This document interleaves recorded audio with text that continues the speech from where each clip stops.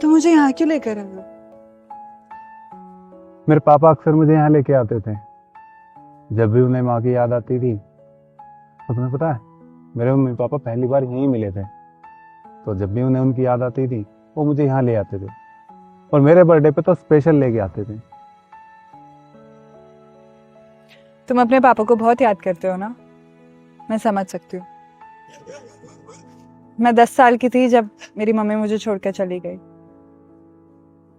तुम्हें पता है मेरी माँ मुझे जन्म देते ही गुजर गई थी, और यही रीजन है कि मैं अपना बर्थडे नहीं मनाता। मुझे ये भी नहीं पता कि मेरी माँ कैसी थी कैसी नहीं, सिर्फ पापा से उनकी बातें सुनी। और अब पापा भी नहीं रहे। मेरे पापा हमेशा चाहते थे कि मैं एक बहुत बड़ा बिजनेसमैन बनूं, ये जो मेरी कंपनी है ये बहुत बड़ी कंपनी बने, लेकिन मैं फेल हो रहा हूँ। अगर सौरा के पापा मेरी हेल्प नहीं करते तो ये कंपनी बंद हो चुकी होती।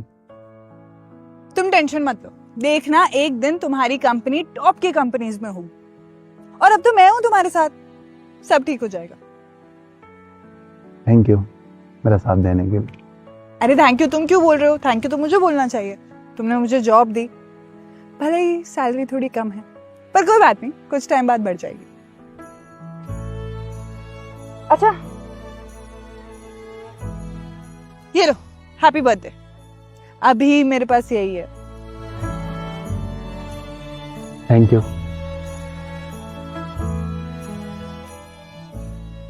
मुझे बहुत भूख लगी, अब चलो कहीं चलते हैं। तुम्हारा बर्थडे है भाई, कुछ खिला तो दो। चलो बताओ क्या खाओगी? अब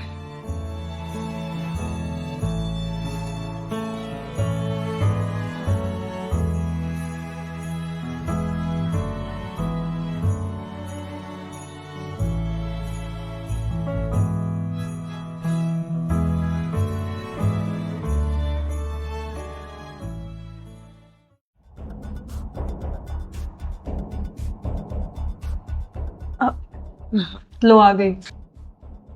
हम तो यहाँ सालों से काम कर रहे हैं, लेकिन सर हमें तो कभी नहीं लेके गए साथ बाहर। हमें क्यों लेके जाएंगे? हमारी इतनी अच्छी शक्ल थोड़े ना। इनके मुंह लगने का कोई फायदा नहीं है, इनकी सोची की क्या है। मैडम जी, साहब कहाँ हैं? मुझे उनसे मिलना है, बहुत जरूरी काम है। वो एक्सीडेंट हो गया है।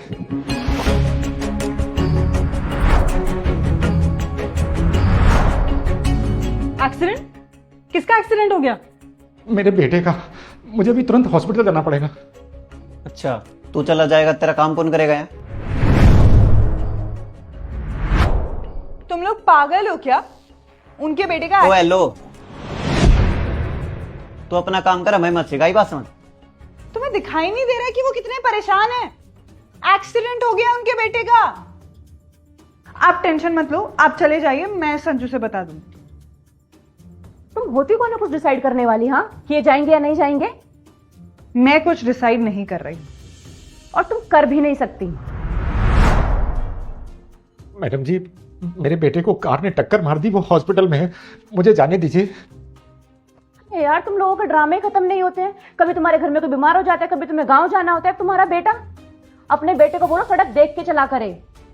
अब जाओ, कल टाइम से आ जाना। मैडम जी, कुछ पैसे मिल जाते?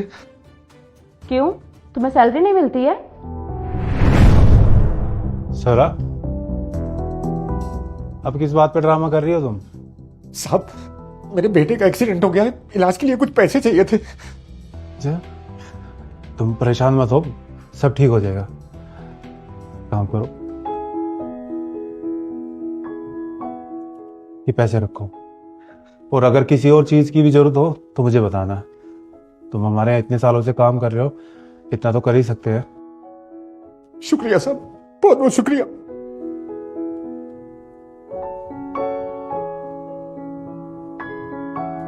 अगर चैरिटी कर दियो, थोड़ा काम कर ले।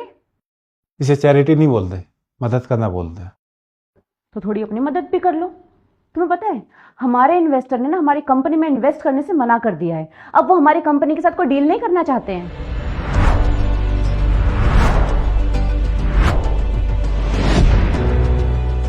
कैसे हो सकता है?